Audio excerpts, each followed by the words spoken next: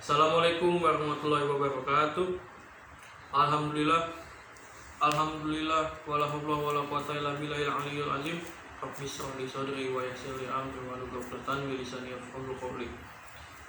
Yang pertama-tama, marilah kita panjatkan puji serta syukur kehadirat Allah Subhanahu wa taala, dan salawat serta salam kita panjatkan kepada Nabi besar Muhammad sallallahu alaihi wasallam.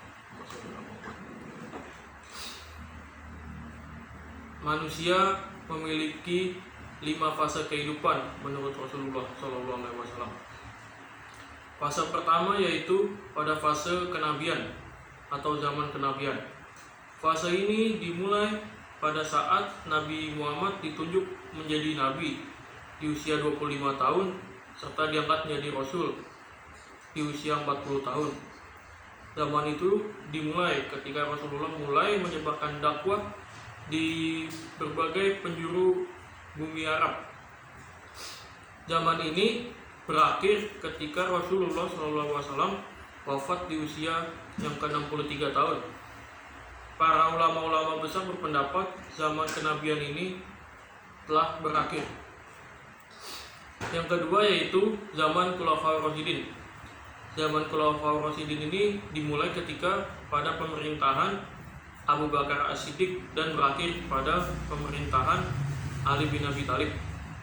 Rasulullah memprediksi zaman ini lamanya sekitar 30 tahun, dan ketika dihitung dari zaman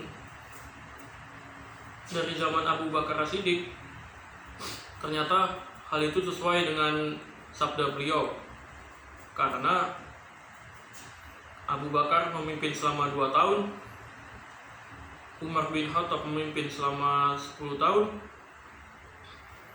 Utsman bin Affan memimpin selama 11 tahun, dan Ali bin Abi Thalib sendiri memimpin selama 5 tahun. Zaman itu berakhir pada masa pemerintahan Ali bin Abi Thalib ketika ia terbunuh ketika ia sedang melaksanakan sholat. Zaman ketiga yaitu zaman kerajaan dengan sistem khalifah. Zaman ini dimulai pada masa Daulah Umayyah yang berpusat di Damaskus. Saat itu rajanya adalah anak dari Abu Sufyan.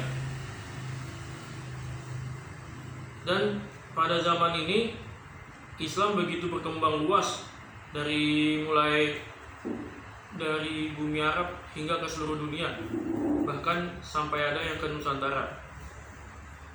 Zaman ini berakhir ketika Khilafah Turki Utsmaniyah digulingkan pada tahun 1924.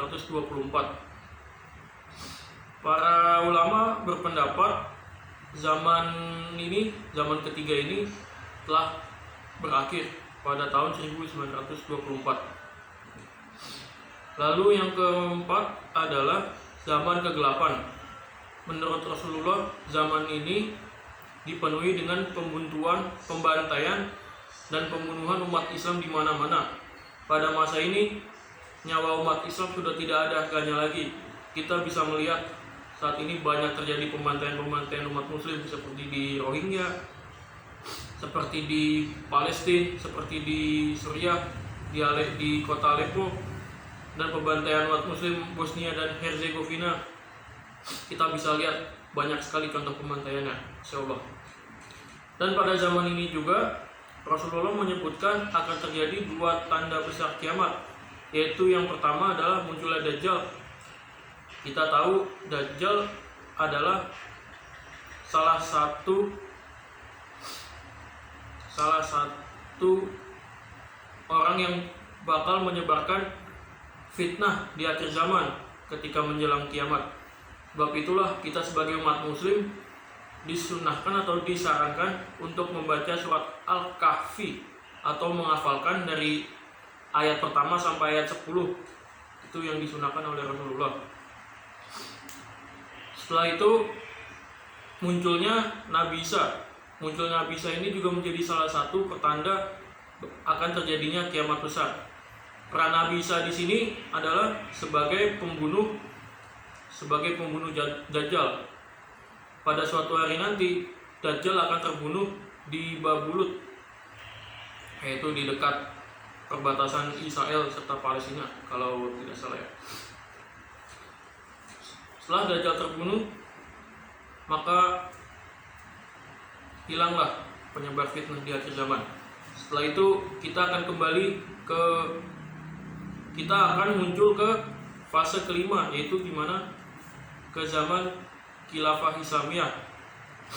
Pada zaman ini umat Islam akan hidup tenang, aman dan damai, tidak ada peperangan di mana-mana. Tapi zaman ini juga tidak terlalu lama, sekitar hanya kurang lebih 8 tahun kalau tidak salah. Lalu setelah umat Islam aman, tenang, damai, maka Allah akan wafatkan Nabi Isa dengan Imam Mahdi.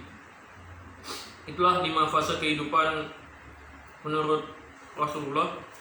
Semoga kita bisa mempelajarinya dan kita bisa menambah iman untuk kita semua. Demikianlah yang bisa saya sampaikan. Kurang lebihnya saya mohon maaf. Wabillahi taufiq wal hidayah. Wassalamualaikum warahmatullahi wabarakatuh.